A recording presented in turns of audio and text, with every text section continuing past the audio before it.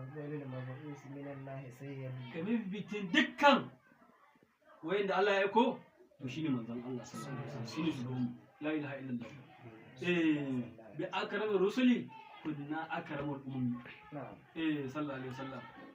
da mafificin manzani ne muka zama fifici al'umma sallallahu alaihi wasallam walli la wa izzul abdi izzu maliki dukkan ba wani mai gidansa wa an tambaye ka an ce waye ne wanda ya fi dukkan halittar Allah ka ce manzon Allah sallallahu alaihi wasallam waye wanda a cikin annabawan da Allah ya aiko waye bibitin su ka ce manzon Allah waye a gaban su ka ce manzon Allah waye fi su girma ka ce manzon Allah waye fi su kusanci da Allah ka ce manzon Allah waye fi su daukaka ka ce manzon Allah waye nan kusa da Allah ka ce manzon Allah sallallahu alaihi wasallam mu arzikin su suke ci sallallahu alaihi wasallam sallallahu alaihi wasallam to shine mafificin duk wanda Allah ya aiko sallallahu alaihi wasallam na'am يا النبي عبد الله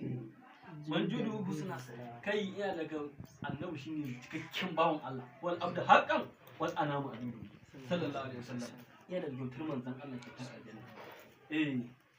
Abubakar fil janna ko Umar fil janna Usman fil janna Ali fil janna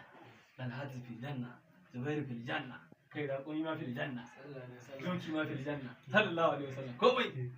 kawai an ba kawai rabanta ake kai ma je ka an baka kai ma je ka an baka la ilaha illallah ka ji me kyau kai ka taba wani ke tara da manzon Allah idan sa san da Usaini su ma sun yi ci to su ma yi zikrin annabi ne sai annabi kawai har aljanna ba rabarwa yake ya rabo da kayan Allah kenan sallahu alaihi wa sallam a ce Allah shi ke barawa ni kuma ni nake raba sallallahu alaihi wasallam to annabi abam